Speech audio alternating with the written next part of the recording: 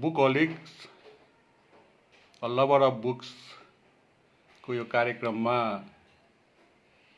उपस्थित हुनुभएका सम्पूर्णलाई बुकहोलिक्सका सञ्चालकहरू र देश विदेशबाट मलाई सुन्न उपस्थित हुनुभएका सम्पूर्ण आत्मीयजनलाई म हार्दिक अभिवादन ज्ञापन गर्छु। आज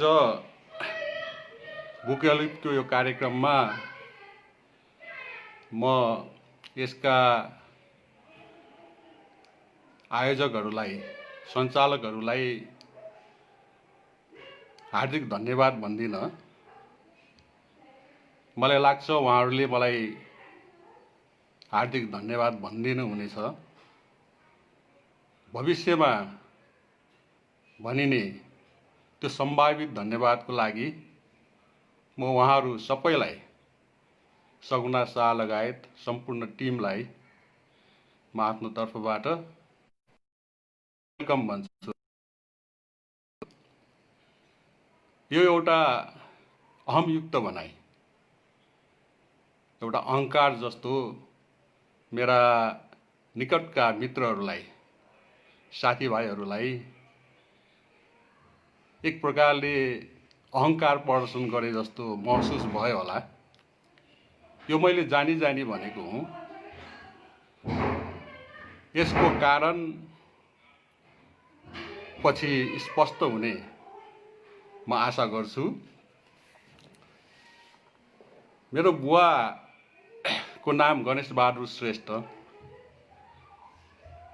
मलाई सबैले श्री गणेशाय नमः भनेर जब गणेशको अग्र पूजा गर्छन् हिन्दूहरूले, तब मलाई मेरै बुवाको पूजा गरे जस्तो महसुस हुन्छ। सबैले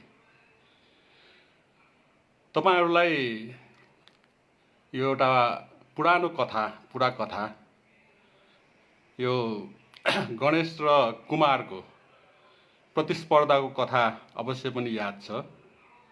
दुई दाजुभाइहरूको बीचमा को गतिशील र बुद्धिमान भन्ने बारेमा एकपल्ट प्रतिस्पर्धा भएको थियो अरे, र त्यो प्रतिस्पर्धामा पिता शिवजीले ल जसले सबभन्दा पहिले विश्व भ्रमण गरेर आइपुग्न सक्छ, ब्रह्माण्ड भ्रमण गरेर आइपुग्न सक्छ, ऊ बुद्धिमान, ऊ गतिशील भनेर भन्नुभयो अरे। अनि कुमारजी त आफ्नो वाहनमा चढेर उडिहाल्नुभयो, तर गणेश आफ्नो मुसा वाहनमाथि चढेर विश्व भ्रमण गर्ने अवस्था त थिएन। त्यही भएर त्यो सङ्कटकालीन अवस्थामा उनले सङ्कटकालीन चिन्तन गरेर आफ्नै बाबुआमाको परिक्रमा गरेर मेरो लागि बुवा भनेको नि तपाईँहरू, विश्व भनेको नि तपाईँहरू, सबै कुरा तपाईँहरू भनेपछि पिता गणेशजीले शिवजीले प्रसन्न भएर अबदेखि सम्पूर्ण देवदेवीहरूमा तिम्रो अग्रपूजा होस् भनेर वरदान दिनुभएको थियो रे भन्ने एउटा पुरानो सबैलाई थाहा भएको एउटा कथा छ। मैले यो कथा किन जोडिरहेको छु भने साँच्चै नै मानिसहरूले गणेशको अग्रपूजा गर्दाखेरि मलाई आफ्नो बुवा गणेशको पूजा गरे जस्तो लाग्छ। किनभने मलाई प्रारम्भिक समयमा अक्षरारम्भ गराउनु हुने, अत्यन्त मिहिनेतका साथ सिलोटमा अक्षर लेख्न सिकाउनु हुने मेरो बुवा हुनुहुन्थ्यो। अलि ठुलो भएपछि, अलि अटेरी भएपछि, अलि पढ्नमा ध्यान दिएन भनेर हप्की गर्ने मेरो बुवा हुनुहुन्थ्यो। अझै ठुलो भएपछि अनि जब म साथीहरूसँग पोखराको पुरानो सिनेमा हलमा थर्ड क्लासमा बसेर सिनेमा हेर्न जान्थेँ, त्यसबेला मलाई याद छ एकपल्ट यो मध्यान्तरको समयमा मेरो बुवा आएर पछाडिबाट कान समातेर मलाई फिल्म हलबाट घरसम्म दगुडाएको। मकै बारी बारी म रुँदै कान समातिएर घर पुगेको त्यो दृश्य पनि, त्यो दृश्यका सूत्रधार पनि मेरो बुवा। र जब अध्ययनमा अलि अगाडि बढ्दै गएँ, छोरा डाक्टर होला, इन्जिनियर होला भनेर ठुलो आशा गरेर बस्नुहुने पनि मेरो बुवा। र जब म डाक्टर इन्जिनियर हुन सकिनँ र समय परिस्थितिले साहित्यतर्फ उन्मुख हुँदै गएँ, तब यो छोरो बिग्रियो भनेर अलि चिन्ता गर्ने, अलि पीडा महसुस गर्ने पनि मेरो बुवा। र अलिकति साहित्यमा केही किताबहरू, केही लेख रचनाहरू प्रकाशित भएपछि युग कवि सिद्धिचरण जस्ता या राष्ट्रकवि माधव घिमिरे जस्ता या मदन पुरस्कार गुठीका तत्कालीन अध्यक्ष कमलमणि दीक्षित जस्ता अत्यन्त गण्यमान्य व्यक्तित्वहरू घरमा आएर ल तपाईँले राम्रो छोरा पाउनुभयो, बधाई छ भनेर मेरो बुवालाई काँधमा धाप दिँदाखेरि पनि मक्ख पर्ने मेरो बुवा। त बुवाका धेरै रङहरू मैले देखेको छु, अरूले पनि देखेका होलान्। पोखरामा एउटा गणेश टोल भन्ने टोल छ। त्यो टोल भनेको अहिलेका प्रसिद्ध साहित्यकार उषा शेरचनको माइती टोल हो। हामी बालककालमा, विद्यार्थी कालमा र साहित्यमा अलिअलि लाग्ने बेलामा उषाको घरमा धेरै भेटघाट गर्थ्यौँ। म सम्झिरहेछु अहिले तीर्थश्रेष्ठ, विक्रम गुरुङ, विजय बजिमय, बद्री विनोद प्रतीक जस्ता साथीहरू, स्वर्गीय विनोद गौचन जस्ता साथीहरूको एउटा टिम थियो हाम्रो। र हामी जीवनभरका लागि साथी थियौँ। त्यस बेलादेखि 30को दशकदेखि अहिलेसम्म पनि विनोद गौचन स्वर्गीय हुनुभयो। र साङ्गीतिक साथीहरू पनि थिए, प्रसिद्ध गायकहरू सरोज गोपाल, अरुण थापा जस्ता दिवंगत भइसके।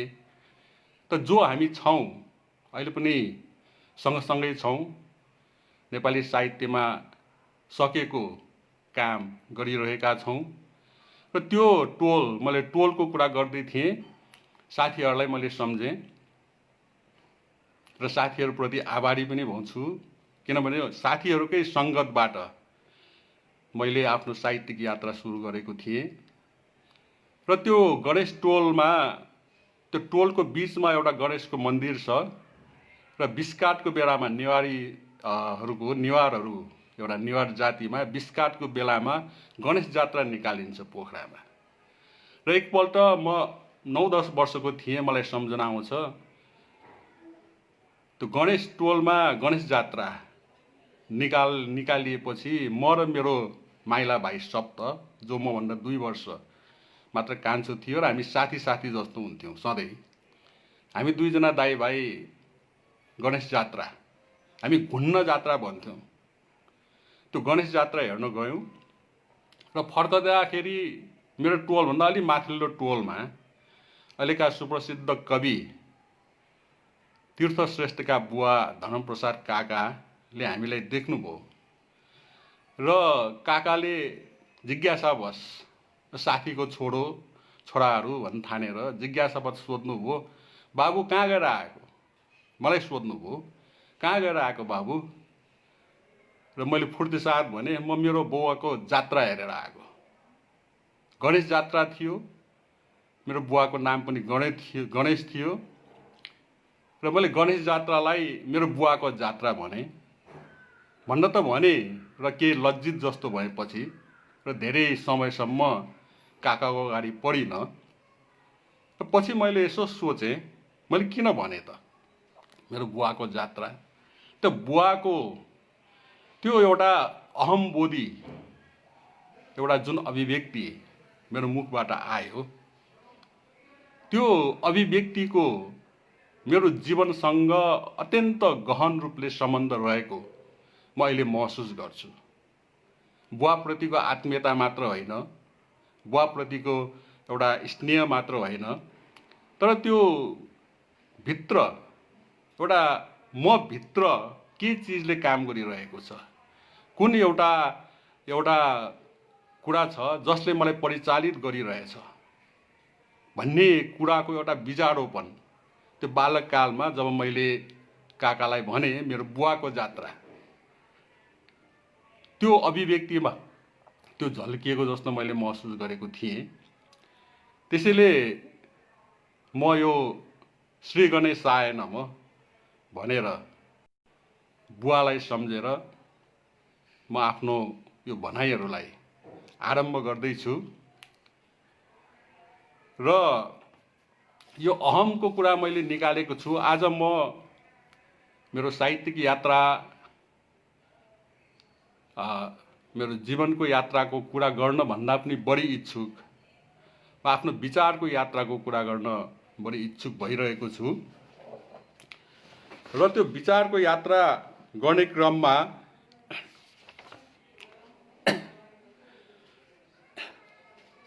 म महसुस गर्दैछु, अहिले पनि महसुस गर्दैछु कि एउटा अहङ्कार म भित्र जुन बालककालदेखि एउटा अहम, हामी सामान्य भाषामा अहङ्कार भन्छौँ, प्राउड, हामीले अङ्ग्रेजीमा जुन हामीले शब्द प्रयोग गर्छौँ इगो, हामीले अङ्ग्रेजीमा जुन शब्द प्रयोग गर्छौँ जसलाई संस्कृतमा अहम र सामान्य नेपाली बोलीचालीको भाषामा अहङ्कार भनेर भन्ने गर्छौँ, त्यो एउटा गजबको अहङ्कार वा अहम म भित्र बालककालदेखि नै कुनै न कुनै रूपमा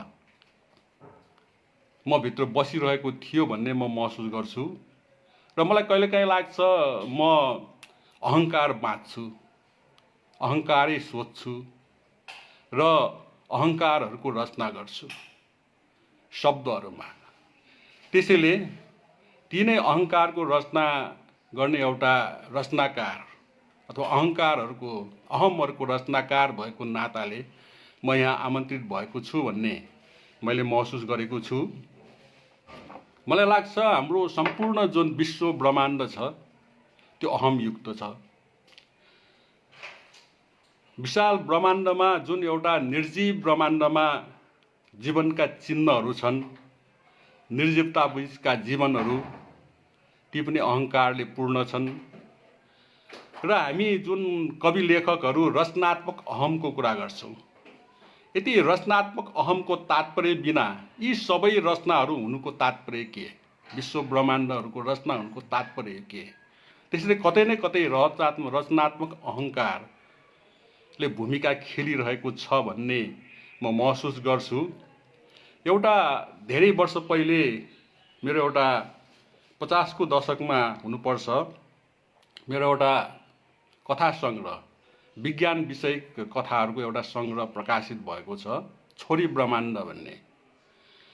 त्यो छोरी ब्रह्माण्डको एउटा कथा छोरी ब्रह्माण्ड नै हो। र कथामा एउटा बुवा, एउटा सिङ्गल फादर, एउटा अविवाहित बुवाले जीवनदेखि अत्यन्त विरक्त हुनुभन्दा पनि एउटा यान्त्रिक छोरीलाई जन्माएर अथवा एउटा यान्त्रिक छोरीलाई यान्त्रिक रोबोटहरू बनाउने कारखानामा बनाउन लगाएर म त्यो छोरीमाथि आफ्नो भयभरको माया पोख्छु भनेर एउटा छोरी बनाउँछ। र त्यो छोरी जब 5-7 वर्षको जस्तो उमेरको छोरी, एउटा रोबोटिक छोरी, एउटा यान्त्रिक छोरीलाई उनले घरमा ल्याउँछन्। र ल्याएपछि अब यान्त्रिक छोरीले उनलाई अनेक प्रश्नहरू गर्छन्, किनभने ऊ यन्त्र थियो। यन्त्रको एउटा मस्तिष्क चिप्सहरूमा धेरै किसिमका ज्ञान विज्ञानहरू त्यसमा राखिएको थियो।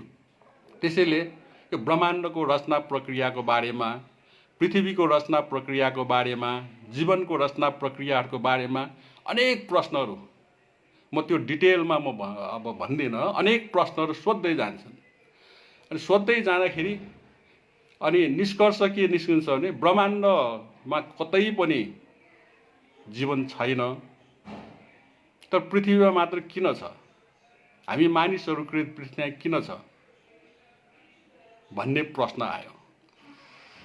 र बालिकाले सोध्छे, छोरीले सोध्छे, किन छ पृथ्वीमा मात्र मान्छेको उपस्थिति, किन जीवनको उपस्थिति, किन यति धेरै ब्रह्माण्डमा ग्रह ताराहरू छन्, कतै पनि नभएको उपस्थिति, कतै पनि नभएको कुरा यो पृथ्वीमा किन? त्यसको उत्तर दिन वैज्ञानिकलाई गाह्रो पर्छ, बुवालाई गाह्रो पर्छ। अनि गाह्रो परेपछि अनि छोरीले तर्क गर्छे, यो चाहिँ एउटा गणितीय भूल भएको हुनसक्छ, एउटा ब्रह्माण्डीय रचना प्रक्रियामा कतै न कतै भूल भएर पृथ्वीमा जीवनको उत्पत्ति भएको हो कि भनेर छोरीले भन्दाखेरि बुवा नाजवाफ हुन्छ। त यो यसरी पनि सोच्न सकिन्छ, एउटा मानवीय अहमलाई एउटा नकारात्मक, एउटा अत्यन्त अर्कै ध्रुवबाट सोच्दाखेरि, जसलाई हामीले आशावादी ध्रुव भन्छौँ, त्यो आशावादलाई छोडेर अलिकति फरक ध्रुवबाट सोच्दाखेरि कतै नभएको जीवन यदि पृथ्वीमा मात्र छ भने यो कतै दुर्घटना त होइन, ब्रह्माण्डीय प्रक्रियाले गरेको एउटा दुर्घटना त होइन भनेर कुनै एउटा रोबोटले, एउटा बच्चाले सोद्धाखेरि त्यसको जवाफ दिन गाह्रो पर्छ। त्यो मान्छेको अहङ्कारका यी विभिन्न अभिव्यक्तिहरू हुन्। त्यसैले म सृष्टिलाई, जीवनलाई अहङ्कारको रचना भन्न चाहन्छु, अहङ्कारको रचना मान्न चाहन्छु। र कुनै गणितीय र कुनै अतिरिक्त पदार्थीय भूल भन्न चाहिँ म चाहन्न। जसरी छोरी ब्रह्माण्डकी छोरीले यो भूल हो, कतै नभएको जीवन यदि पृथ्वीमा मात्र छ, एक्सेप्सनल केस यदि पृथ्वीमा मात्र छ भने एउटा गल्ती हुन सक्छ। जसरी ब्रह्माण्डमा र हाम्रै सौर्य परिवारमा पनि सूर्य, चन्द्रमा या ग्रहहरू बन्न नसकेका अनेक अनेक पिण्डहरू निरुद्देश्य चाहिँ घुमिरहेका छन्, विभिन्न ठाउँहरूमा, क्लस्टरहरूमा घुमिरहेका देखिन्छन्। र कुनै कुनै चिज उछिट्टिएर पृथ्वीमा खस्यो भने विगतमा खसेका इतिहासहरू पनि छन्। पृथ्वीका कतिपय क्षेत्रहरू ध्वस्त भएको इतिहास पनि छ, वैज्ञानिक इतिहास पनि छ। पृथ्वीमा डाइनासोरसहरूको विलुप्ति, कुनै त्यस्तो एउटा अन्तरिक्षको पिण्ड पृथ्वीमा खसेको कारणले डाइनासोरसहरूको विलुप्ति भएको भन्ने कथा पनि छ। कथा होइन, यो एउटा वैज्ञानिक एउटा कुरा पनि छ, विश्वास पनि छ। र त्यसरी अन्तरिक्षमा घुमिरहेका पिण्डहरूबाट पृथ्वीमा जीवनको उत्पत्ति भएको भन्ने त्यसको एउटा ठ्याक्कै उल्टो एउटा सिद्धान्त पनि छ। यस्ता धेरै सिद्धान्तहरू छन्। त्यसैले म सृष्टिलाई, जीवनलाई अहङ्कारको रचना भन्छु। छोरी ब्रह्माण्डकी छोरीले जस्तो एउटा पदार्थीय भूल, एउटा ब्रह्माण्डीय रचना प्रक्रियाको भूल भन्न कमसेकम म चाहन्न।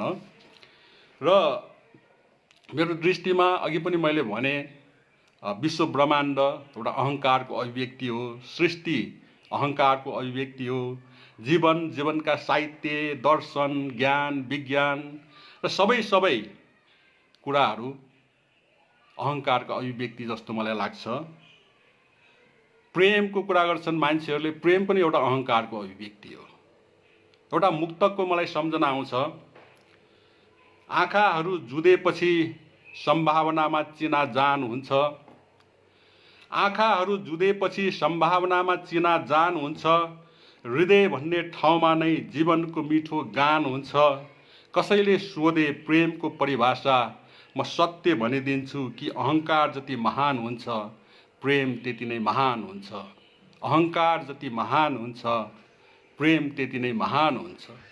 यसरी म प्रेमलाई पनि, घृणालाई पनि र जीवनका सम्पूर्ण संवेगहरूलाई, संवेदनाहरूलाई र गतिविधिहरूलाई, सृष्टिहरूलाई, समाजहरूलाई, इतिहासहरूलाई एउटा अहङ्कारको रचनाको रूपमा बुझ्छु। र त्यो चिन्तन गर्ने मेरो जुन सोच विचार गर्ने जुन एउटा प्रक्रिया हो, त्यो बालककालदेखि कसरी सुरु भयो, मेरो बुवाको जात्रा हेरेर आएको भन्ने समयदेखि कसरी सुरु भयो भन्ने कुरालाई पुष्टि गर्न मैले यी कुराहरू यहाँहरू समक्ष प्रस्तुत गरेको हुँ। अब यहाँ कहिले अहङ्कार एउटा व्यक्तिगत हुन्छ, जस्तो एउटा व्यक्तिको एउटा व्यक्तिसँग प्रेम, एउटा व्यक्तिको एउटा व्यक्तिसित घृणा, रिस राग र त्यस्ता रिस रागले भएका धेरै किसिमका दुर्घटनाहरू, हत्याहरू, शोषणहरू त व्यक्तिगत पनि हुन्छन् र कति समष्टिगत रूपले, समूहगत रूपले, जातीय रूपले, धार्मिक रूपले अथवा राष्ट्रिय रूपले अथवा दुई वा दुईभन्दा बढी राष्ट्रिय रूपले, महादेशीय रूपले हाम्रा विश्वयुद्धका इतिहासहरू हेरौँ, राष्ट्रहरू बीचको युद्ध पनि वास्तवमा अरू के नभएर अहङ्कारका युद्धहरू नै थिए। त्यसैले अहङ्कारलाई म मानव जीवनको एउटा सबभन्दा भित्र मानव जीवनलाई परिचालित गर्ने एउटा शक्तिको रूपमा म बुझ्दछु।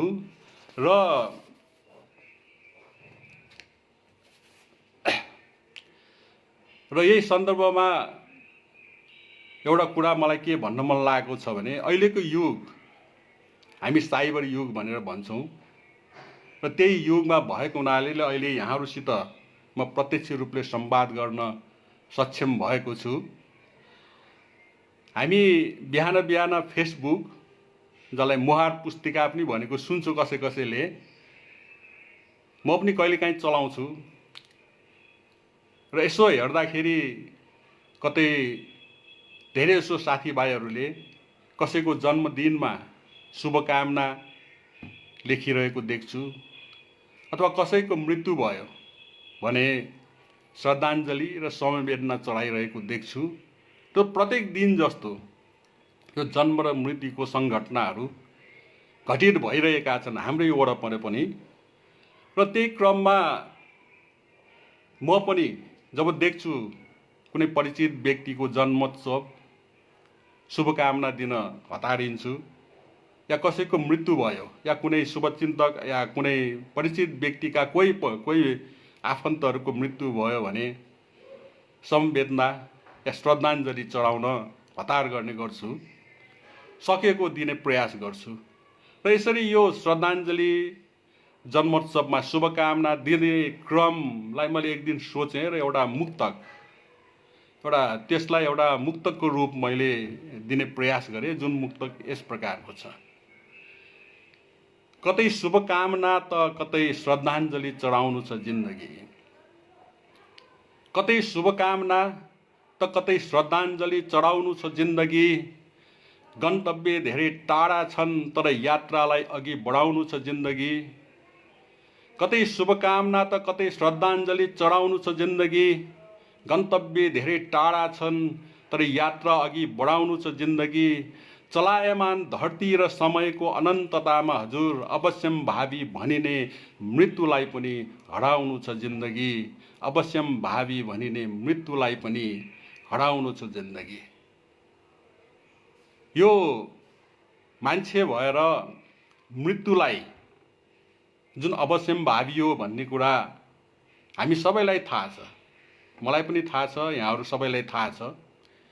त अवश्यम भावी भनिने मृत्युलाई पनि हराउन चाहने मान्छेको त्यो अहमको म पूजा गर्छु, त्यो मान्छेको त्यो अहमको म खोजी गर्न चाहन्छु, मान्छेको त्यो अहमको या अहङ्कारलाई म सकेसम्म बुझ्ने चेष्टा गर्छु।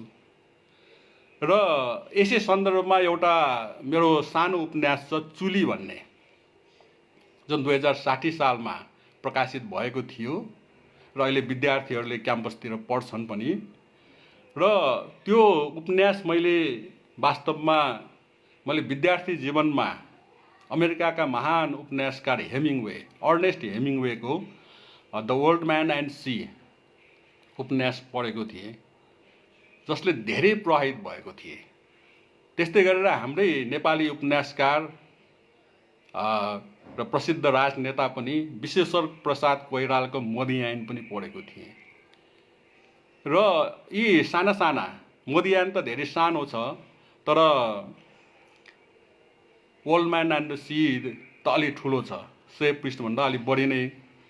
र ओल्ड म्यान एन्ड सी त्यो विद्यार्थी अवस्थामा पढ्दाखेरि, क्याम्पस अवस्थामा पढ्दाखेरि म जुन प्रकारले प्रेरित भएको थिएँ र पछि मदियान पढ्दाखेरि पनि मलाई जहिले पनि लाग्थ्यो एउटा सानो कुनै एउटा कृतिको रचना गरौँ जसले मान्छेको अहङ्कारलाई अभिव्यक्त पनि गरोस् र त्यसले प्रोत्साहित पनि गरोस्। र त्यही क्रममा मैले के सोचेँ भने अर्नेस्ट हेमिङ्वे जो अमेरिकामा बसे, धेरै समय क्युबा, युरोप, क्युबातिर आफ्नो जीवन बिताए, त उनको वरपर हिमालहरू थिएनन्, समुद्रहरू थिए। त्यसले उनले समुद्रमा मान्छेको जीवनको गाथा, मान्छेको जीवनको एउटा सङ्घर्ष गाथा अभिव्यक्त गर्ने प्रयास गरे जस्तो लाग्यो। तर मेरो अगाडि विश्वका सर्वोच्च शिखरहरू छन्। माउन्ट एभरेस्ट छ, सगरमाथा छ, चोमोलोङमा या झोमोलोङमा भन्ने नामको विश्वको सर्वोच्च शिखर छ। र त्यसपछि पनि विश्वका धेरै अग्ला शिखरहरू, सबभन्दा बढी सङ्ख्यामा, र अग्ला मात्र होइन अरू शिखरहरू पनि विश्वका अन्य देशको दाँजोमा, नेपालमा हामी हिमालहरूले अत्यन्त समृद्ध छौँ। तर हिमाली साहित्य, हिमालको बारेमा, हिमाली जनजीवनको बारेमा साहित्य असाध्यै कम लेखिएको छ।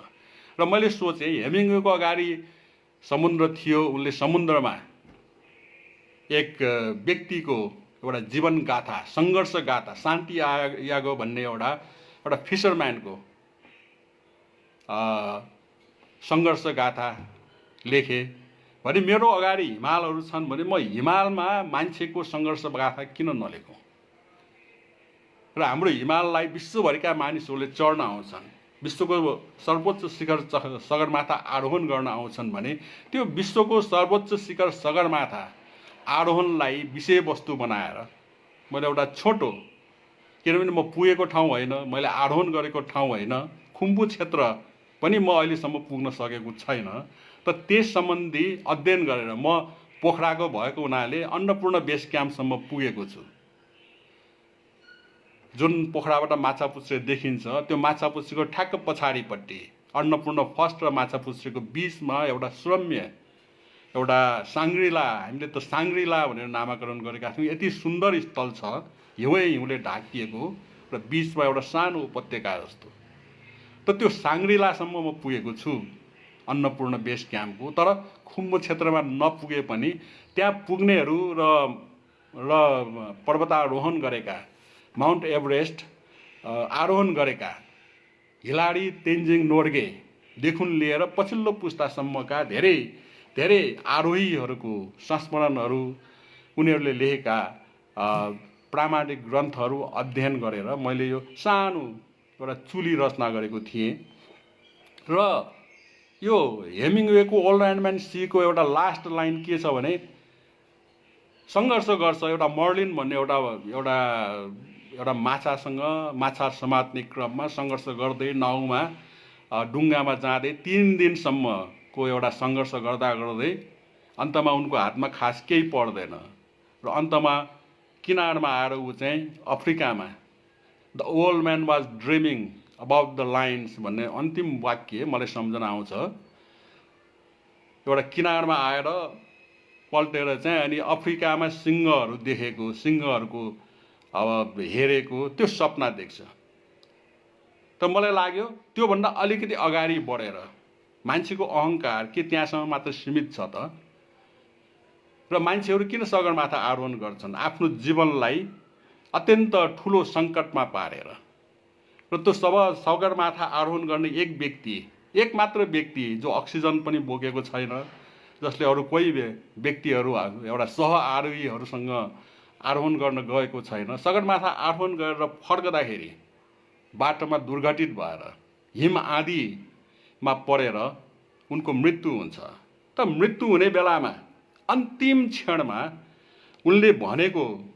उनले के भन्छन् भने अन्तिम चेतनामा जति चेतना उनीमा बाँकी थियो, हिम आँधीले उनलाई ठुलो पहाडबाट खसालेर तल बजारेपछि अन्तिम चेतनामा उनले के भन्छन् भने, सगरमाथा मैले तिमीलाई चढ्न आएँ, चढेँ, तर म अहिले एउटा दुर्घटनामा परेर मर्दैछु, तर म मरे पनि मेरो मानवता मर्ने छैन। सगरमाथालाई म मरे पनि सगरमाथालाई चढ्न मानिसहरू आइरहनेछन्, निरन्तर रूपले आइरहनेछन्। त्यो एउटा सङ्घर्ष गाथा मान्छेहरूले गरिरहनेछन्। त्यसैले मेरो मृत्यु मानवताको मृत्यु होइन भनेर उनले आफ्नो अन्तिम चेतनामा भनेर देह त्याग गर्छन्। त त्यो चेतना, म मरे पनि मेरो मृत्यु मानवताको मृत्यु होइन भन्ने जुन चेतना छ, एउटा अहमबोधी चेतना, त्यो अहङ्कार, मान्छेसँगको त्यो अहङ्कार, म मरे पनि मेरो देश बाँचिरहोस् भने जस्तो एउटा अहङ्कार, त्यो कुनै पनि व्यक्तिमा त्यो भित्र खोज्यो भने त्यस्तो किसिमको एउटा सज्जनतापूर्ण अहङ्कार मान्छेभित्र बाँचिरहेको हुन्छ। आफ्नो सन्तानहरूको लागि, आफ्नो मानवताको भविष्यको लागि, इतिहासको लागि, देशको लागि, आफ्नो जनताहरूको लागि म मरे पनि मेरो देश बाँचोस्। शहीदहरूले त्यही भनेर गए। त्यसरी नै कोही गोली खाएर 7 सालका शहीदहरूको कथा हामी सबैलाई थाहा छ, गए। त्यसैले त्यो अहङ्कारको खोजी नै मेरो साहित्यको प्रमुख विषयवस्तु हो जस्तो मलाई लाग्छ। र हामीले विश्वका जति पनि महान साहित्यहरू पढेका छौँ, रामायण, महाभारत, इलियड, ओडेसी जस्ता महाकाव्यहरू, ती सबै अहङ्कारका रचना हुन् भन्छु म। र मेरो लेखन यात्रामा यसले अत्यन्त महत्त्वपूर्ण र एउटा केन्द्रीय भूमिका खेलेको मैले महसुस गरिरहेको छु। जुन मैले मेरा शुभचिन्तकहरूलाई यो कुरा भन्न चाहेँ कि मलाई सम्झना आउँछ 2040 सालमा म 30 को दशकको लेखक, 30 को दशकमा 2034 सालमा मलाई अहिले पनि सम्झना आउँछन्, विद्यार्थी काललाई छोडेर।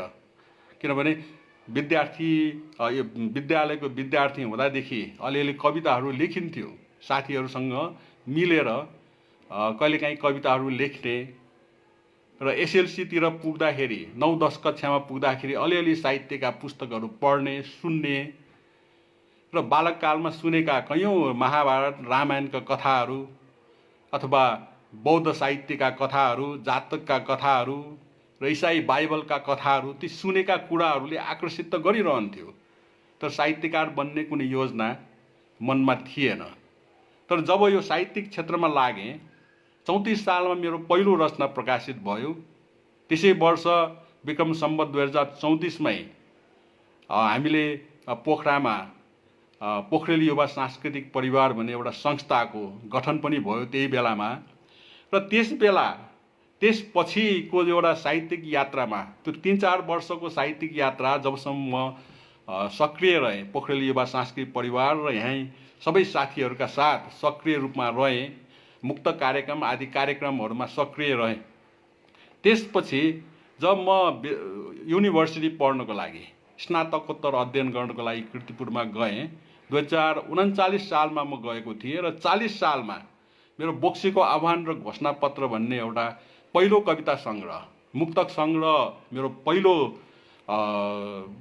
2035 सालमा प्रकाशित भएको थियो। त्यो पनि कवितै हो, तर फुटकर कविताहरूको सङ्ग्रह बोक्सीको आह्वान र घोषणापत्र 2040 सालमा म कीर्तिपुरमा विद्यार्थी हुँदाखेरि प्रकाशित भएको थियो। र त्यो कविता सङ्ग्रह प्रकाशनको सन्दर्भमा मैले एउटा भूमिका जस्तो लेखेको छु, सापेक्ष भनेर, अलि लामो, 10-12 पाना लामो छ। र त्यसमा मैले पहिलोपल्ट जुन मैले बालककालदेखि एउटा जुन अहङ्कारको बारेमा मैले अघि जति पनि कुराहरू गरेँ, त मैले पहिलोपल्ट अलिक व्यवस्थित रूपले म भित्रको या मेरो चिन्तनमा भएको जुन अहङ्कारका कुराहरू छन्, अहमका कुराहरू छन्, तिनलाई अलिकति व्यवस्थित रूपले सोच्ने प्रयास गरेँ 2040 सालमा बोक्सीको आह्वान र घोषणापत्रमा। र त्यसलाई मैले सापेक्ष भनेर एउटा भूमिका खण्डमा राखेको छु। र त्यसमा एउटा अहमजन्य साहित्य सिद्धान्तहरूको बारेमा, शून्यवादको बारेमा, त मेरो विश्वास लाई त्यसमा अभिव्यक्त गर्ने मैले पहिलो प्रयास त्यो कविता सङ्ग्रह मार्फत गरेको छु, जुन अहिले बजारमा उपलब्ध छैन। र त्यसपछि 41 सालमा लगत्तै मेरो अर्को एउटा किताब प्रकाशित भयो, इतिहासभित्रको इतिहास, कीर्तिपुरमै रहँदाखेरि। र त्यो अघिल्लो वर्ष 40 सालमै लेखिएको रचनाहरू थिए, तर प्रकाशित गर्दाखेरि 41 साल भयो। र त्यसमा मैले पहिलोपल्ट अलिकति व्यवस्थित रूपले त्यो किताब मैले यहाँ ल्याएको पनि छु। यो छ इतिहासभित्रको इतिहास। यसको खोल यस्तो यो रूपमा प्रकाशित भएको थियो। यो मसँग नभएर बाँड्दा सकेँ र नभएर एकजना मित्रबाट यो फोटोकपी गरेर लिएर आएको छु। र यो इतिहासभित्रको इतिहासमा मैले पहिलोपल्ट व्यवस्थित रूपले एउटा आफ्नो विचारलाई, आफ्नो लेखकीय विचारलाई भनौँ या आफ्नो दार्शनिक विचारहरूलाई भने पहिलोपल्ट मैले यसमा लिपिबद्ध गर्ने प्रयास गरेको छु। र यसको पहिलो खण्डमा मैले एउटा शून्यवाद भनेर एउटा सिद्धान्त प्रतिपादन गर्ने प्रयास गरेको छु, शून्यवाद भनेर।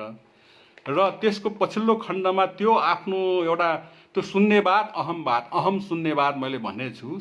शून्यवाद भनेको एउटा जसरी साम्यवादमा एउटा साम्यता एउटा गोल हो भने त्यहाँसम्म पुग्ने जुन बाटो हुन्छ त्यो चाहिँ एउटा भौतिकतावादी बाटो हुन्छ, एउटा द्वन्द्वात्मक बाटो हुन्छ, डायलेक्टिकल म्याटेरियलिजम भन्छ नि। त्यस्तै गरेर मैले शून्यतालाई, म त्यो अलिकति पछाडि पनि भन्ने छु, बौद्ध शून्यवादबाट कसरी म प्रभावित भएर एउटा शून्यवादको नयाँ परिभाषा र व्याख्या गर्ने प्रयासमा लागेँ। त्यो पछि समय रह्यो भने म भनौँला। त त्यसद्वारा प्रेरित भएर मैले शून्यतालाई एउटा साम्यता जस्तो एउटा अन्तिम एउटा लक्ष्यको रूपमा र त्योसम्म पुग्ने एउटा अहमवादी मानवीय एउटा जीवनको एउटा अहमवादी व्याख्या, जसरी द्वन्द्वात्मक व्याख्या भनिन्छ त्यसै एउटा अहमवादी व्याख्या गर्ने मैले प्रयास गरेँ। र त्यसलाई एउटा शून्यवादी प्रथम घोषणा भनेर मैले शून्यवादी दर्शनको खोज, मैले यसको यो आलेख, अलिक लामै आलेख, मैले किताबको आधा जति 30-35 पाना जतिको एउटा आलेख छ, एउटा यो वैचारिक आलेख। त्यसमा शून्यवाद दर्शनको खोज भनेर अघिल्लो भागमा राखेको छु भने पछिल्लो भागमा मेरा त्यो शून्यवादलाई प्रयोग गरिएका, तत्कालीन समयमा प्रयोग गरेको एउटा कविता, बुद्धम शरणम गच्छामि भन्ने एउटा कविता, अनि एउटा लघुकथा, एउटा अर्को सुकरात भन्ने एउटा लघुकथा, र एउटा नाटक, इतिहासभित्रको इतिहास भन्ने नाटक, जसबारे म पछि पनि केही भन्ने छु। इतिहासभित्रको इतिहास भन्ने 3वटा कविता, कथा र नाटक, 3वटा रचनालाई यो शून्यवादको एउटा प्रायोगिक, एउटा द्वारा प्रेरित भएर लेखिएका, एउटा प्रष्ट रूपले प्रेरित भएर लेखिएका रचनाको रूपमा मैले सामेल गरेको थिएँ। र यो पहिलो भागमा मैले शून्यवाद दर्शनको खोज अन्तर्गत मैले शून्यवादको इतिहास विश्लेषण के हो र भनेर मैले मानव केन्द्रित मानवतावाद, अहम केन्द्रित मानवतावाद भनेर, इगो सेन्ट्रिक ह्युम्यानिटी भनेर त्यो एउटा विचारलाई प्रतिपादन गरेको छु भने त्यो अहम केन्द्रित मानवतावाद अन्तर्गत रहेर ऐतिहासिक अहमवाद, एउटा हिस्टोरिकल इगोटिजमको बारेमा चर्चा गरेको छु। र ऐतिहासिक अहमवादका 2 नियमहरू के हुन्छ भनेर मैले 2वटा नियमहरूको बारेमा पनि चर्चा गरेको छु।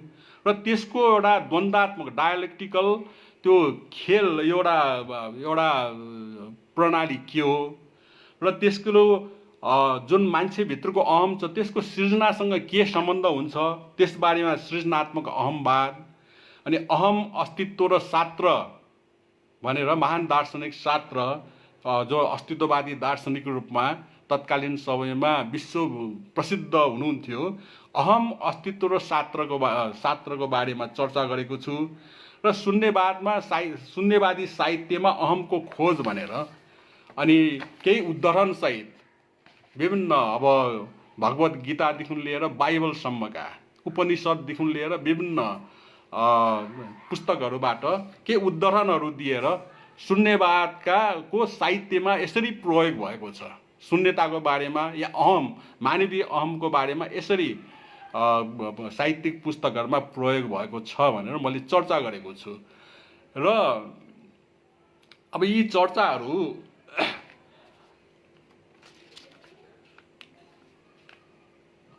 म किन गरिरहेको छु भने यी विचारहरूले मलाई साहित्यतर्फ लाग्नुको लागि र साहित्यलाई एउटा लक्ष्यनिष्ठ बनाउनको लागि कुनै न कुनै रूपमा प्रेरित गरिरहेका छन्।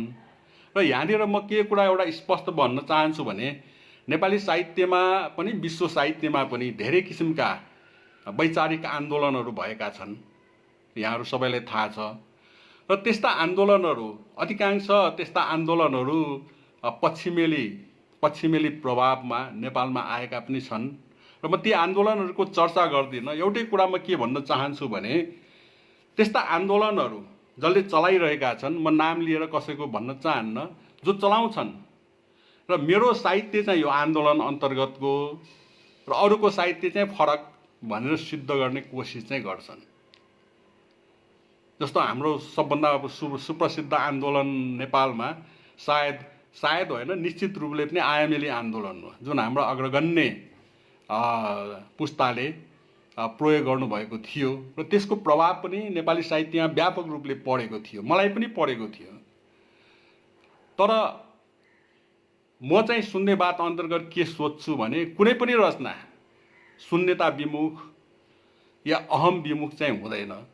सबैका रचनाहरू मैले यी मात्र रचना शून्यवादी हुन्, मैले लेखेका यी रचना शून्यवादी हुन्, यी होइनन् भनेर छुट्याउने कुनै मापदण्ड छैन।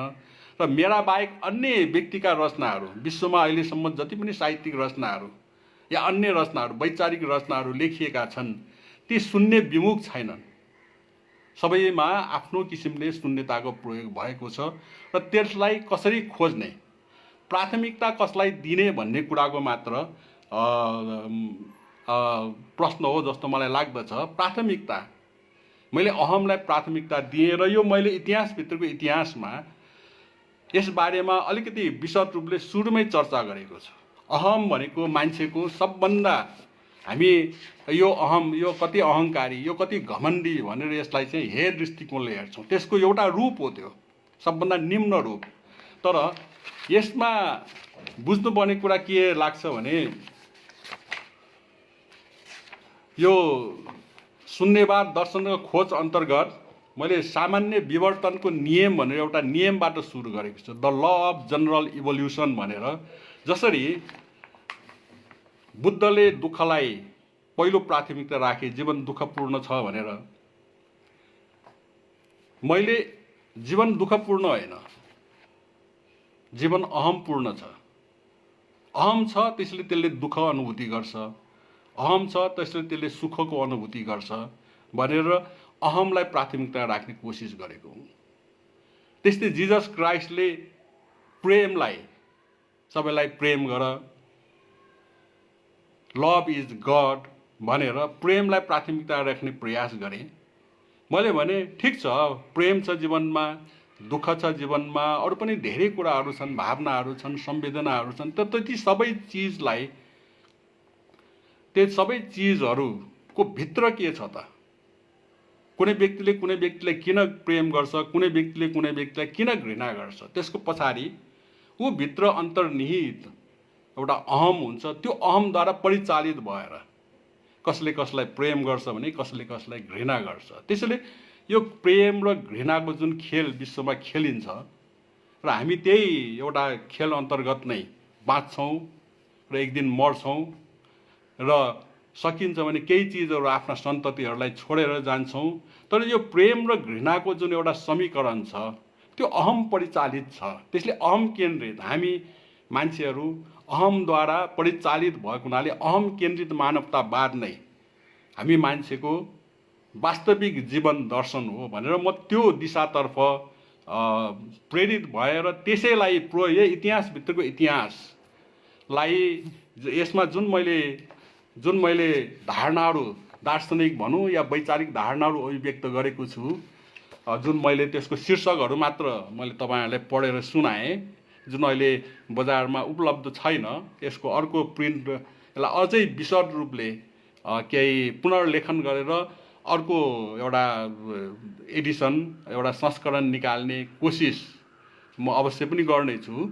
त यसैकोलाई यी नै सिद्धान्तहरू जुन मैले युनिभर्सिटी जीवनमा विश्वविद्यालयको जीवनमा 26-27 वर्षको उमेरतिर चिन्तन गरेको थिएँ, ती चिन्तनहरूलाई र तिनै सिद्धान्तहरूलाई भनौँ, ती सिद्धान्तहरूलाई या अवधारणाहरूलाई मैले पागल बस्तीमा पहिलोपल्ट उपन्यास पागल बस्तीमा प्रयोग गर्ने चेष्टा गरेँ।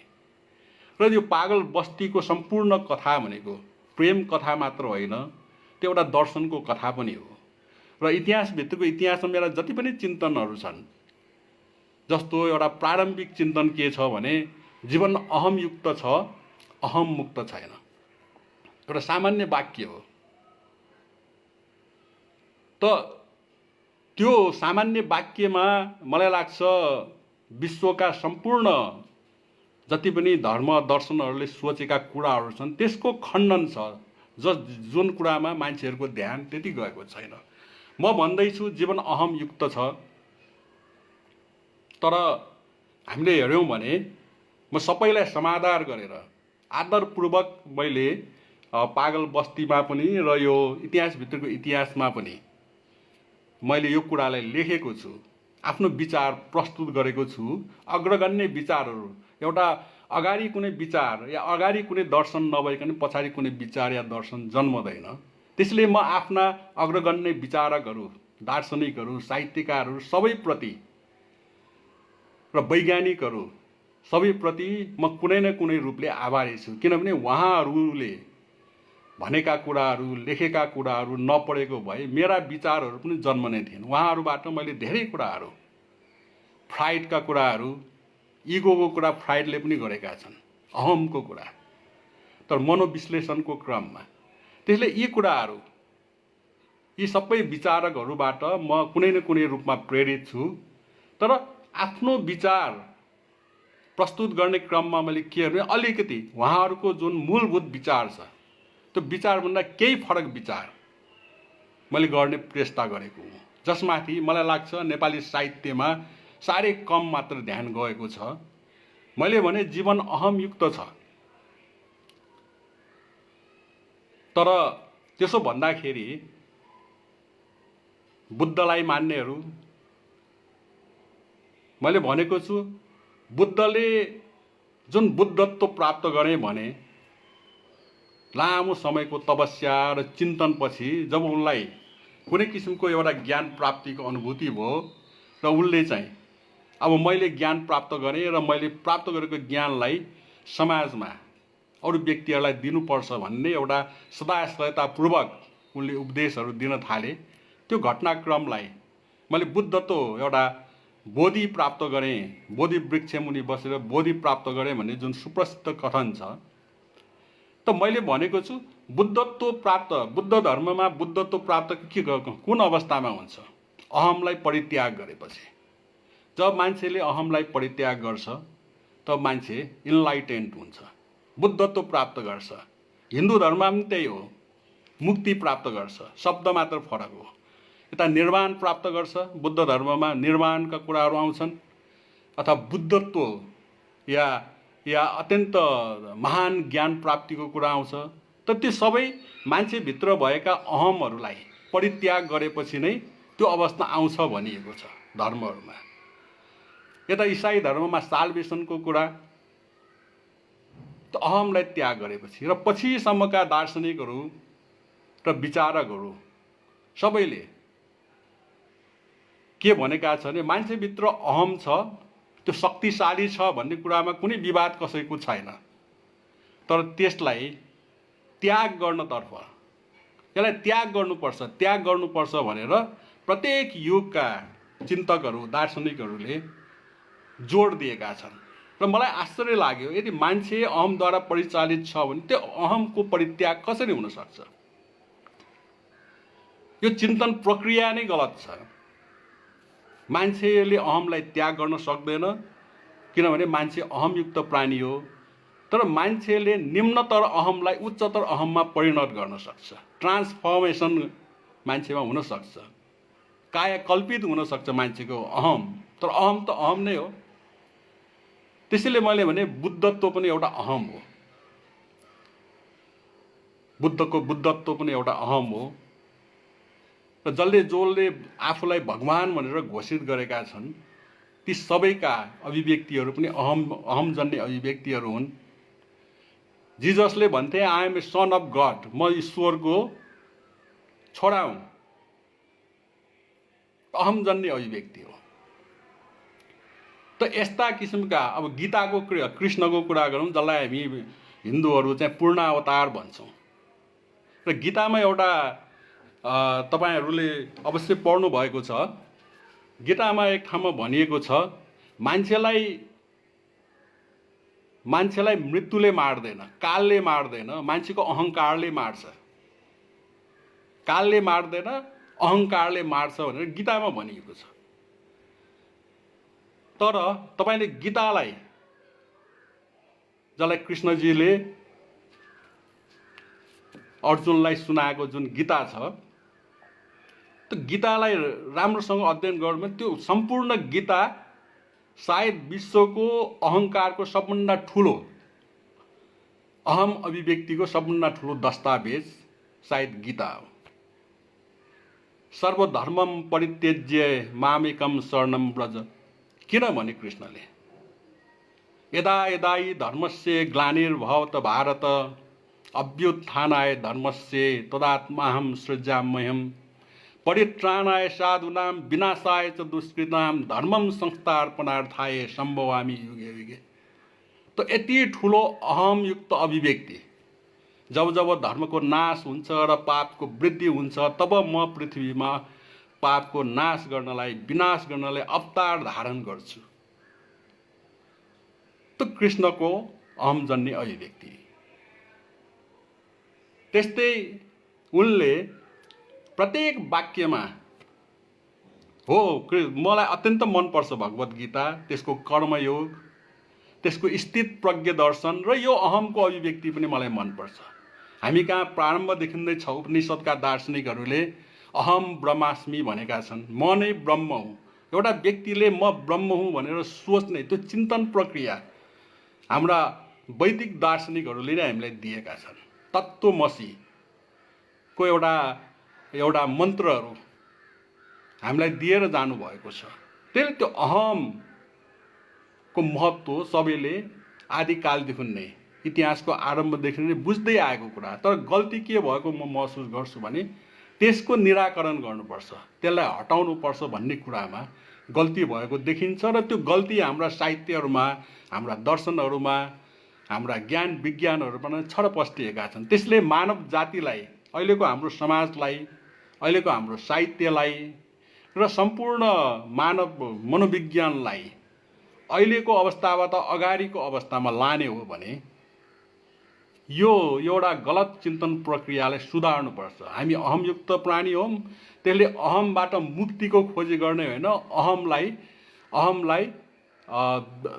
अब तुच्छताबाट उच्चतातर्फ उन्मुख गर्ने, त्यो चिजको खोजी गरिनुपर्छ। विध्वंसात्मकताबाट रचनात्मकतातर्फ उन्मुख गर्ने, त्यो दिशातर्फ हामी प्रेरित हुनुपर्छ भन्ने कुरा मात्र म विश्वास गर्छु।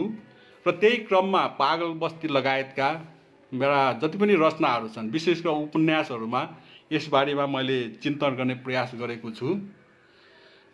अब म यो जुन अहमको व्याख्या गरिरहेको छु, अब कतिपय व्यक्तिहरूलाई अलि यो के कुरा, एउटा साहित्यिक अन्य केही चिज सुनाउँछ भनेको यो के कुरा सुनाउन लाग्यो भन्ने पनि परिरहेको होला। तर मैले आज यो जानी यो कुरा उठाएको छु, किनभने मलाई लाग्यो यो सबभन्दा उपयुक्त माध्यम हो।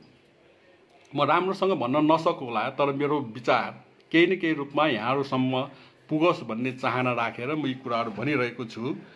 र यो 40 वर्षभन्दा बढी समय भयो मैले कविता लेख्न थालेको, कविता वाचन गर्न थालेको। त्यसले आज सकेसम्म कविता वाचन नगर्नु भन्ने मेरो चाहिँ अब प्रयास हो, र गर्नै परे पनि अरूको कविता वाचन गर्नु भन्ने मेरो विचार छ। र यी क्रममा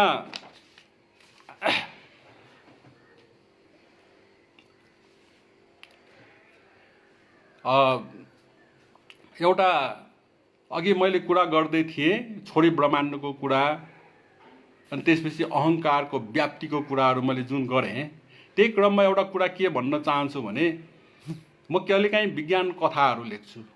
विज्ञान सम्बन्धी मेरो ज्ञान त्यति धेरै होइन, थोरै ज्ञान हो, सामान्य ज्ञान हो, र सामान्य ज्ञानको आधारमा पनि बेला बेलामा त्यसबारेमा केही चिन्तन गर्ने प्रयास गर्छु। र जुन अहिले सम्पूर्ण वैज्ञानिकहरूले लगभग एकमत भएर के भनिरहेका छन्, ब्रह्माण्डको मृत्युको बारेमा चर्चा गरिरहेका छन्। कतिपय व्यक्तिहरूलाई, जस्तो मैले विज्ञान कथाहरू, विज्ञान उपन्यास, मेरो पहिलो उपन्यास नै विज्ञान उपन्यास हो, एक अभिनवको आत्मकथा, जुन पागल बस्तीभन्दा अगाडि छापिएको थियो 44 सालतिर। तर त्यो उपन्यासको बारेमा धेरैलाई त्यति परिचय भएन जस्तो मलाई लाग्छ। र त्यो चाहिँ पृथ्वीमा त्यस बेला त्यो 40 को दशक भनेको विश्वमा चाहिँ त्यो परमाणुहरू, एउटा परमाणुहरूको एउटा सन्तासको दशक थियो। त्यसैले विश्वमा आणविक युद्ध भयो भने कस्तो हुन्छ होला त भन्ने परिकल्पना गरेर मैले एक अभिनवको आत्मकथा भने, अभिनव भन्ने एउटा शब्द मैले आफै सृजना कसरी गरेँ भने अन्तरिक्षमा विकसित मानवलाई छोटो रूपमा एक अभिनव, अभिनव होइन अभिनव, अन्तरिक्षमा विकसित मानव भनेको एउटा अन्तरिक्षमा निर्माण गरिएको रोबोट, र त्यसमा मान्छे अनि पृथ्वीमा सृजना भएका रोबोट र अन्तरिक्षमा सृजना भएका रोबोटहरूका गुण र दोषहरूका घात प्रतिघातहरूको बारेमा त्यसमा अब चर्चा गरिएको छ। र त्यो मेरो पहिलो उपन्यास हो।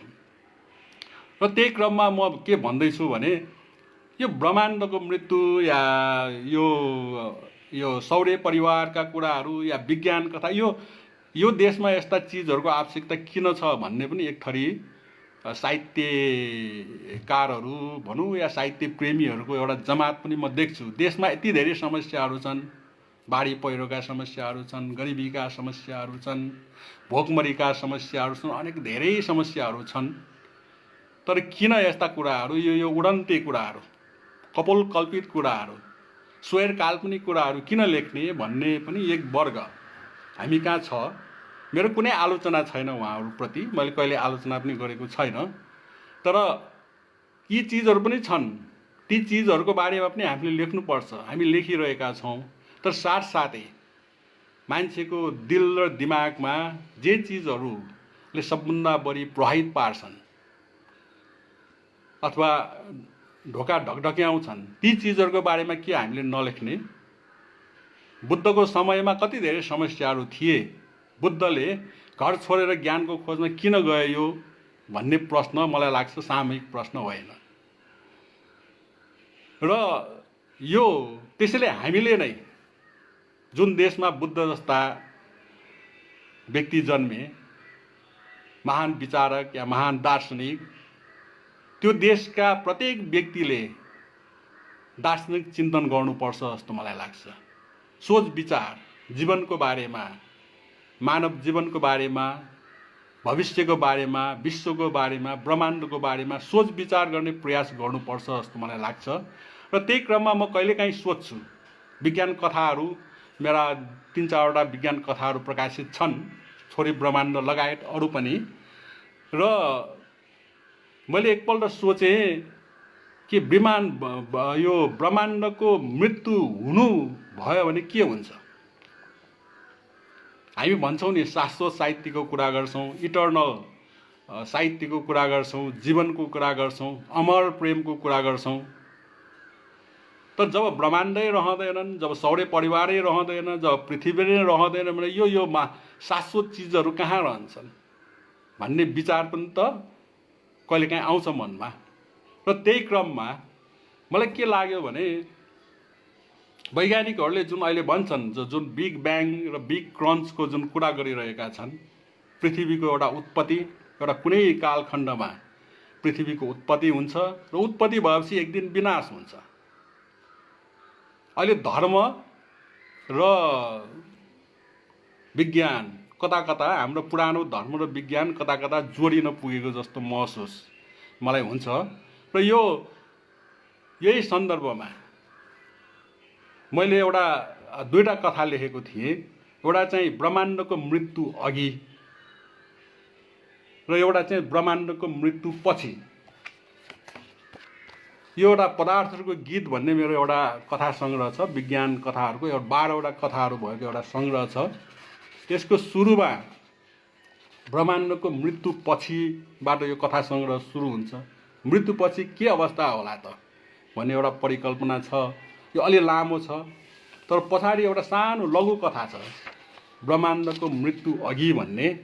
त्यसले म कविता सुनाउनतिर नलागेर एउटा सानो लघु कथा सुनाउँ भन्ने विचार म गरिरहेको छु। किनभने यो म जुन विचारको कुरा गरिरहेको छु त्यो विचारसँग यो प्रत्यक्ष रूपले सम्बद्ध भएको हुनाले यो ब्रह्माण्डको मृत्यु अघि भन्ने एउटा सानो लघु कथा छ, लगभग एउटा सानो कविता मात्रै।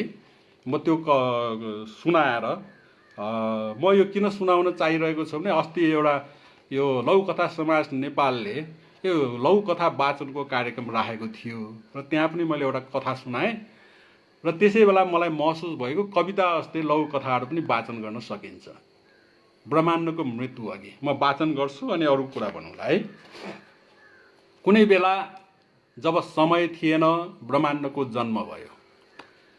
कुनै बेला जब समय थिएन ब्रह्माण्डको जन्म भयो र त्यही प्रक्रिया अन्तर्गत निहारिकाहरू जन्मे, आकाश गङ्गा जन्मियो, सौर्य परिवार जन्मियो, पृथ्वी जन्मी, पृथ्वीमा जीवनहरूको जन्म भयो, मान्छे प्रजातिहरूको जन्म भयो, म जन्मिएँ। यदि म 100 वर्ष बाँचे भने त्यो मान्छेको पूर्ण आयु मानिन्छ। सूर्यलाई पृथ्वीले 100 पल्ट परिक्रमा गर्ने अविधि मान्छे निर्मित मान्छे मानिमाले टिप्पणी गर्यो, जिगो बिहेन। ठिक सूर्यलाई पृथ्वीले परिक्रमा गर्दा गर्दै कुनै समय म मर्नेछु, कुनै समय पृथ्वी, सूर्य, निहारिकाहरू र सम्पूर्ण ब्रह्माण्डको मृत्यु हुनेछ। हो त नि, कहिले जीवन कहिले मृत्यु किन हुन आवश्यक होला? मानिमाले फेरि टिप्पणी गर्यो, पक्का यान्त्रिक। तर मानिमा मान्छे मरे पनि मान्छेको अहङ्कार मर्दैन। तर मानिमा मान्छे मरे पनि मान्छेको अहङ्कार मर्दैन। म ब्रह्माण्डको मृत्युमा शोक मनाउन रहनेछु। म ब्रह्माण्डको मृत्युमा शोक मनाउन बाँचिरहनेछु। म अमृत्युको खोज गर्न ब्रह्माण्ड बाहिरको यात्रा गर्दैछु। यो कसरी सम्भव छ? मान्छे जो ब्रह्माण्डको एक प्रक्रिया हो, कसरी ब्रह्माण्डबाट बाहिर जान सक्छ? के यो विद्रोहमा मूर्खता छैन? मानिमाले विस्मयबोधी प्रश्नहरू गर्यो। उसको गालियम अर्सेनाइड स्मृति चिप्सहरूमा अतिक्रमित यान्त्रिकताका चट्याङहरू परे, तर मान्छे आफ्नै धुनमा थियो। कुनै कुनै महानताका कुरा मूर्खतापूर्ण देखिन्छन्। म मूर्खता वर्णन गर्छु, तिमी दासता वर्णन गरिरहनु, मान्छेले भन्यो र रहस्यमय पारामा मुस्कुरायो। अद्यावधि ब्रह्माण्ड मरिहालेको छैन। ब्रह्माण्ड समयहरूमा मान्छेको अदम्य यात्रा जारी छ। कथा यति नै हो। त कथामा मैले के भन्ने प्रयास गरेको छु भने यदि ब्रह्माण्डको मृत्यु भयो भने पनि मान्छेले आफ्नो अस्तित्वलाई कसरी बचाउने त? अर्को ब्रह्माण्डको सृष्टि गरेर बचाउने कि या अरू कसरी बचाउन सकिन्छ? त्यो मान्छेको अहङ्कारले अहिले पनि सोच्छ र सोच्नुपर्छ भन्ने यसको चाहिँ केन्द्रीय विषयवस्तु हो। र मलाई त्यो असम्भव लाग्दैन कि अहिले पृथ्वीका मानिसहरू पृथ्वी बाहिरका अन्य ग्रह ताराहरूमा कसरी बसोबास गर्ने भन्ने परिकल्पना गर्दैछन्। पर्यटन गर्ने, अन्य ग्रह पिण्डहरूमा पर्यटन गर्ने परिकल्पना गर्दैछन्, जुन निकट भविष्यमा साकार पनि हुनेछ। अन्य ग्रह ताराहरू पनि जीवनका चिन्हहरू छन् कि भनेर धेरै अगाडिदेखि खोज यात्रा जारी पनि भइरहेको छ भने भोलि ब्रह्माण्डको या सौर्य परिवारको एउटा मृत्युको अवस्था अथवा हाम्रै पृथ्वीमा पनि अहिले कति समस्याहरूले पृथ्वी छिन्न भिन्न भइरहेको छ। अहिले हामी एउटा विश्व महामारीको चपेटामा परिरहेका छौँ, जसको कारण पनि हामी मानव जाति नै हौँ। र कयौँ वन जङ्गलहरूको विनाश, ओजन लेयरको विनाश, ओजन होलका कुराहरूदेखि लिएर हरित गृह प्रभावका कुराहरूदेखि लिएर अनेक किसिमका प्रदूषणका कुराहरू, त मान्छेले पृथ्वीलाई बस्न लायक आफै बनाइरहेको छैन भन्ने कुराहरू पनि छन्।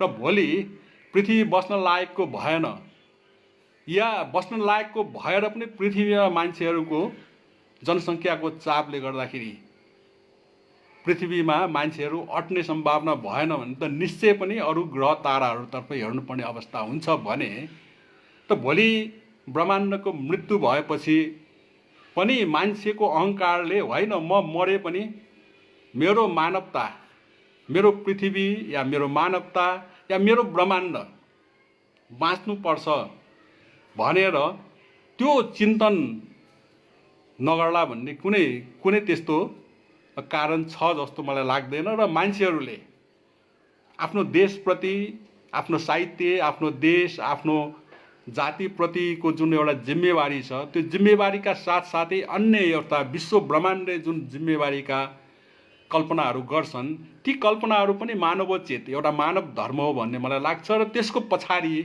त्यही एउटा मानवीय अहङ्कारको कारणले गर्दाखेरि मान्छेले आफ्नो मृत्युपछि पनि, पृथ्वीको मृत्युपछि पनि, जीवनको पृथ्वीमा मृत्युपछि पनि र भोलि ब्रह्माण्डकै मृत्यु भयो भने अरू ब्रह्माण्डको खोजीको यात्रा थाल्छ भन्ने यसको एउटा परिकल्पना हो।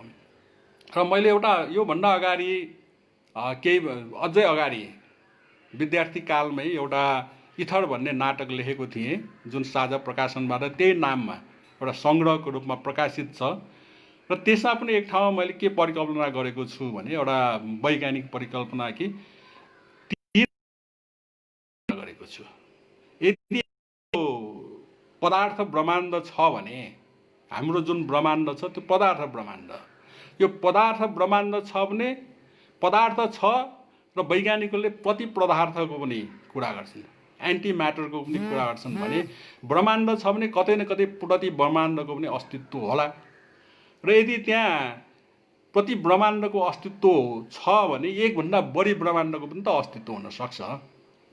त्यसैले तीन ब्रह्माण्डको अस्तित्वको बारेमा, ब्रह्माण्ड, प्रति ब्रह्माण्ड र अर्को ब्रह्माण्डको एउटा अस्तित्वको परिकल्पना गरेर मैले नाटक लेखेर अहिले सम्झनामा आयो। त्यसैले हामी जुन साहित्यमा म लगायतका सबै विश्वभरिका साहित्यकारहरू, अब हामी त सामान्य साहित्यकारहरू, विश्वमा ठुला ठुला साहित्यकारहरू हुनुहुन्छ, हाम्रै देशमा पनि हामीभन्दा धेरै ठुला ठुला साहित्यकारहरू हुनुहुन्छ, अग्रगण्य साहित्यकारहरू हुनुहुन्छ। हामी सबै के गरिरहेका छौँ त साहित्यमा? एउटा विश्वकोमा एउटा जुन अहङ्कारको क्रीडाभूमि हो विश्व, त्यो अहङ्कारको क्रीडाभूमिमा हामी सृजनात्मक अहङ्कारको सन्तुष्टिकरण खोजिरहेका छौँ। र विध्वंसात्मक अहङ्कारको विरुद्धमा विध्वंसका धेरै प्रक्रियाहरू पनि छन्, युद्धहरू। संसारमा शान्तिको समयभन्दा युद्धका समयहरू धेरै छन्। करोडौँ व्यक्तिहरूको, हाम्रा विश्वयुद्धहरूको मात्र कुरा नगरौँ, हामीले महाभारत रामायणदेखि लिएर विश्वका महान युनानी महाभारत, यो इलियड ओडेसीदेखि लिएर कयौँ वार एन्ड पिससम्म कुनै पनि महान साहित्यमा होइन युद्धका गाथाहरू, युद्धका कथाहरू पढ्छौँ। त मान्छेमा एउटा विध्वंसात्मक युद्धको एउटा प्रवृत्ति पनि छ।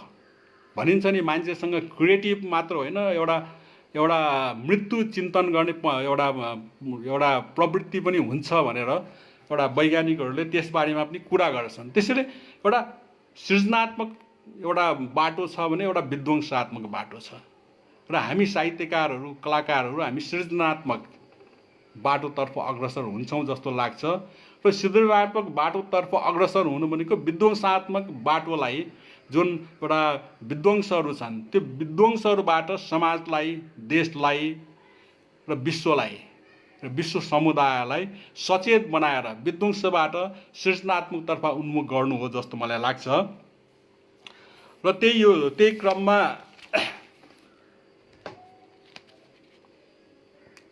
मैले त 1 घन्टा नगाएँ क्यारे है कुराहरूमा। त्यही क्रममा अब म टुङ्ग्याउँछु। यो जुन एउटा म आफ्नो हिसाबले कुरा गर्दाखेरि, जस्तो अब ठुला ठुला साहित्यकारहरूका प्रभावहरू, ठुला ठुला ग्रन्थहरूका प्रभावहरूका कुराहरू त्यो सबै मैले गर्न भ्याइनँ। त्यसैले छोटकरीमा भन्दाखेरि मान्छेभित्रको त्यो अहङ्कारले नै नित्सेलाई महामानव जन्माउन प्रेरित गर्छ। महामानव 10 स्प्याग जरस्तु जस्तो ग्रन्थ रचना गर्न प्रेरित गर्छ। त्यस्तै गरेर त्यसको ठ्याक्क उल्टो महर्षि अरविन्दलाई एउटा धार्मिक महामानव जन्माउन प्रेरित गर्छ। त्यस्तै त्यही अहङ्कारले गर्दा हिटलरलाई सम्पूर्ण मानव जातिमा एउटा श्रेष्ठ जाति हुँ भन्ने एउटा अहम प्रदान गर्छ भने हाम्रा धार्मिक व्यक्तिहरू जो हुन्छन् नि, कति धार्मिकताको आडमा ठगी गर्ने भारतमा पनि छन्, नेपालमा पनि छन् धेरै जसो। त्यस्ताहरूले एउटा धार्मिकताको एउटा व्यापार गर्ने एउटा तुच्छ अहमको वशवर्ती भएर धार्मिकताको व्यापार गर्ने त्यस्तो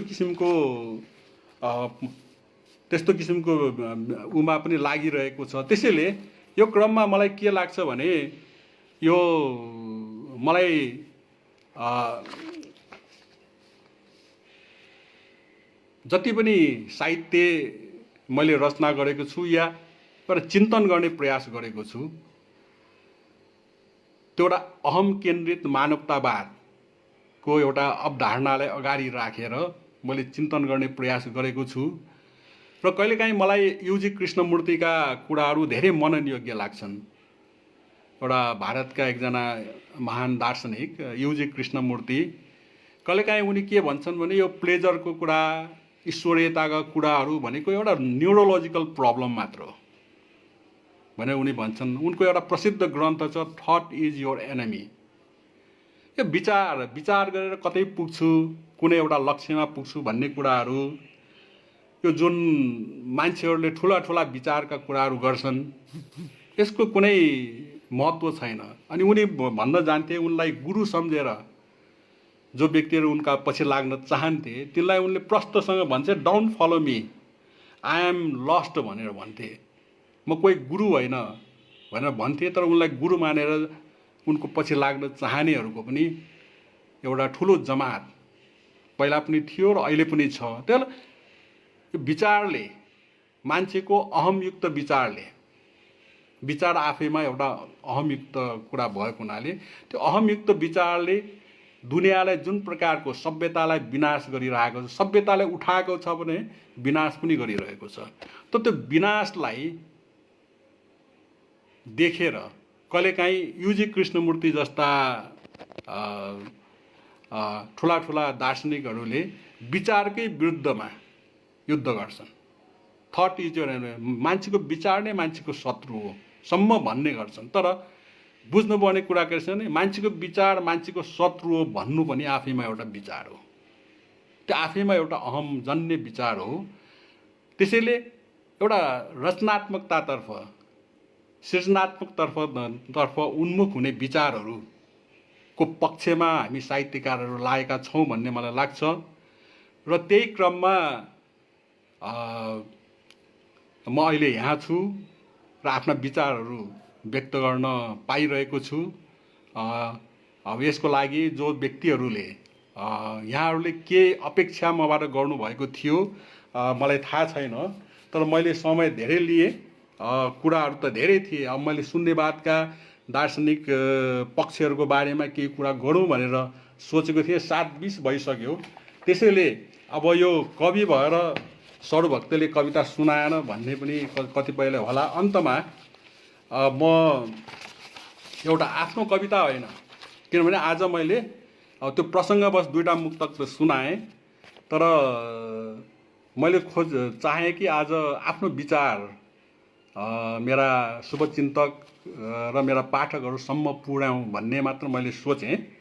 र कविता पाठ मैले धेरै अब 40 वर्षभन्दा बढी समयदेखि गरिरहेको छु, मुक्तक पाठहरू गरिरहेको छु। त्यसैले आज त्यो आवश्यक जस्तो मैले महसुस गरिनँ र विचार पनि मैले सम्पूर्ण रूपले व्यक्त गर्न सकिनँ, त्यसको लागि क्षमा प्रार्थी छु। छोटकरीमा बोल्ने कला मसँग नभएको हुनाले।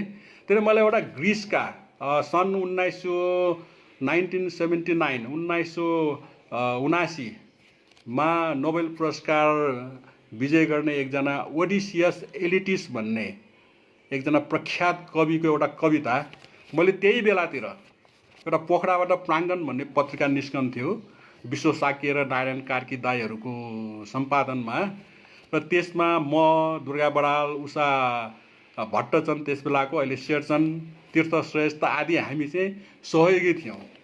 र एउटा कुनै अङ्कमा एउटा कविता उल्था गरेर ल्याउनु भनेर विश्वदाई र नारायण कार्कीले अनुरोध गर्नु भएपछि त्यस बेलाका नोबेल पुरस्कार विजेता ओडिसियस एलिटिसको एउटा कविता मैले कतै पढेँ। कुन कविता पढेँ मलाई सम्झना छैन। मैले खोज्ने प्रयास गरेँ तर मलाई सम्झना भएन। मैले एउटा कविता अनुवाद गरेको रहेछु, सायद जीवनको एकमात्र अनुवाद होला यो मेरो। र अनुवाद स्वतन्त्र रूपले मैले गरेको थिएँ। म राम्रो अनुवादक हुने त कुरै भएन, तैपनि मलाई अहिले यसो पढ्दाखेरि यही कविता वाचन गर्नु बेस हुन्छ कि भन्ने मलाई महसुस भयो। यो पनि एउटा अहङ्कारको एउटा रूपको रूपमा बुझेर मलाई बिदा दिन म यहाँहरूलाई अनुरोध गर्छु। कविताको शीर्षक मैले राखेको छु, मैले त तिमीलाई मात्र प्रेम गरेँ। मैले त तिमीलाई मात्र प्रेम गरेँ। टाढा टाढासम्म गर्जिरहने समुद्रको छेउमा, टाढा टाढासम्म गर्जिरहने समुद्रको छेउमा, जैतुनका पुराना रुखहरूका छायामा मैले त तिमीलाई मात्र प्रेम गरेँ। टाढा टाढासम्म गर्जिरहने समुद्रको छेउमा, जैतुनका पुराना रुखहरूका छायामा मैले त तिमीलाई मात्र प्रेम गरेँ।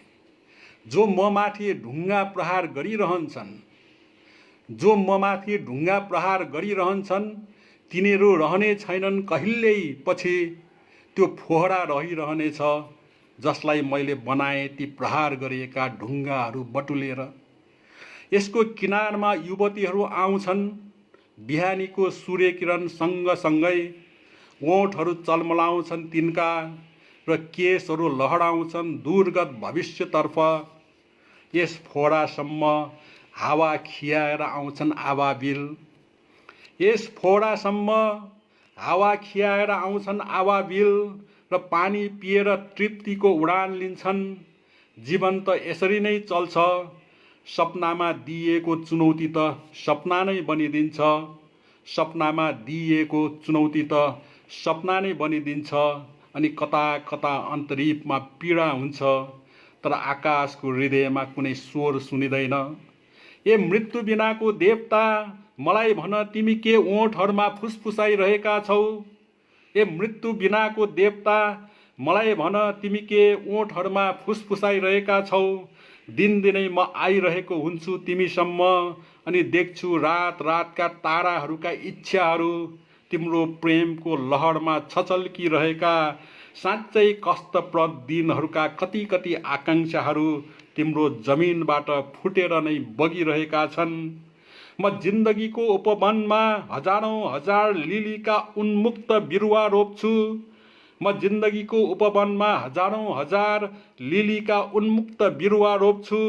बच्चाहरू हजारौं पुष्पित हुन्छन् साँचो हावाको चापमा, सुन्दर र बलिष्ठ बच्चाहरू। ओ जो शहीद्रतामा सास फेर्छन्, जो शहीद्रतामा सास फेर्छन्। अनि थाहा छ जब पुरा पुरा द्वीप सङ्गीतद्वारा सङ्गीत सङ्गीत हुन्छ, कसरी हेर्नु क्षितिज भन्दा पर एकटक टाढा टाढासम्म फैलिएर गर्जिरहने समुद्रको छेउमा, टाढा टाढासम्म फैलिएर गर्जिरहने समुद्रको छेउमा, जैतुनका पुराना रुखहरूको छायामा मैले त तिम्रो मात्र पो नाम लेखेँ, मैले त तिम्रो मात्र पो नाम लेखेँ।